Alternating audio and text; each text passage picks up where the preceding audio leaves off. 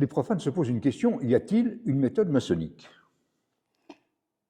Oui, il y a une méthode maçonnique et qui, je pense, est commune à toutes les obédiences, françaises ou étrangères. Tout d'abord, c'est le travail en loge. On vient en loge pour travailler sur soi-même, on vient en loge pour dégrossir notre pierre brute. On va aussi travailler sur la symbolique des outils.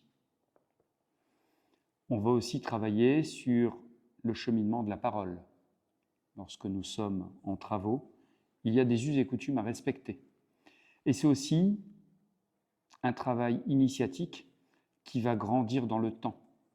Donc oui, forcément, il y a une méthode maçonnique, mais que l'on peut appliquer, je dirais, même dans la vie profane. L'initiation maçonnique est souvent décrite comme une seconde naissance. En quoi marque-t-elle un tournant dans la vie du récipiendaire? Sans déflorer le sujet de ce passage initiatique, mais je pense, car chaque franc-maçon l'a connu, l'a vécu, on peut assimiler justement la découverte de la lumière à une seconde naissance.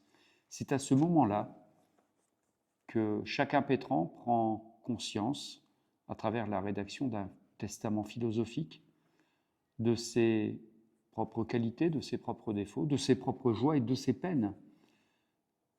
Le fait d'être intronisé dans une assemblée d'hommes et de femmes très bienveillante, pour lequel il n'y a aucun jugement, pour lequel on renvoie le frère à sa propre image.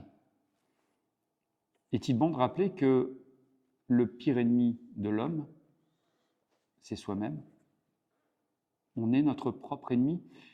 Et je pense que oui, c'est une seconde naissance, car après avoir été initié, on prend connaissance, conscience de certaines choses qui nous amènent irrémédiablement à avoir un autre regard sur la vie.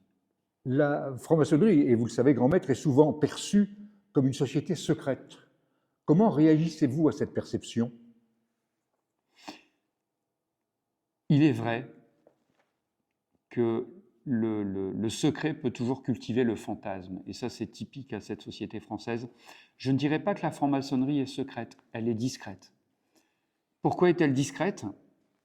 Est-il bon de rappeler les relents de 1943? Car n'oublions pas que les Juifs ont été déportés en France, mais également les communistes, les francs-maçons.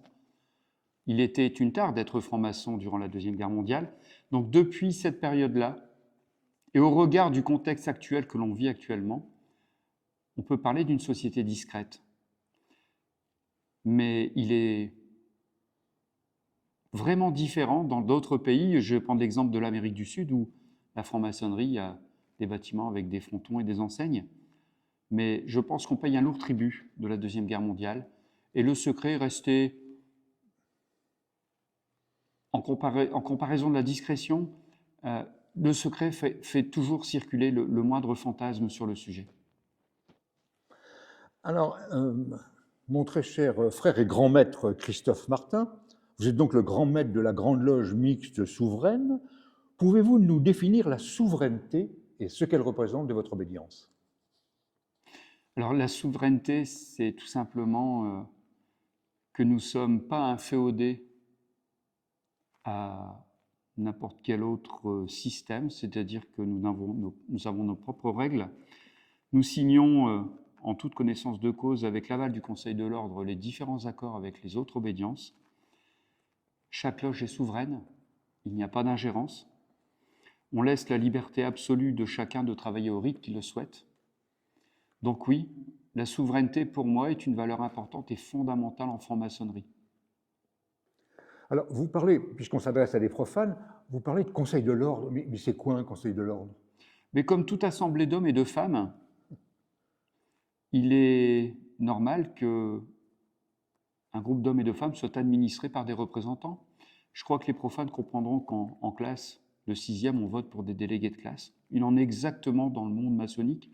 Il est normal d'avoir des représentants de toute sensibilité, de ses pairs, qui, au nom des frères et sœurs, peuvent prendre des décisions en comité restreint pour le bien-être de l'obédience.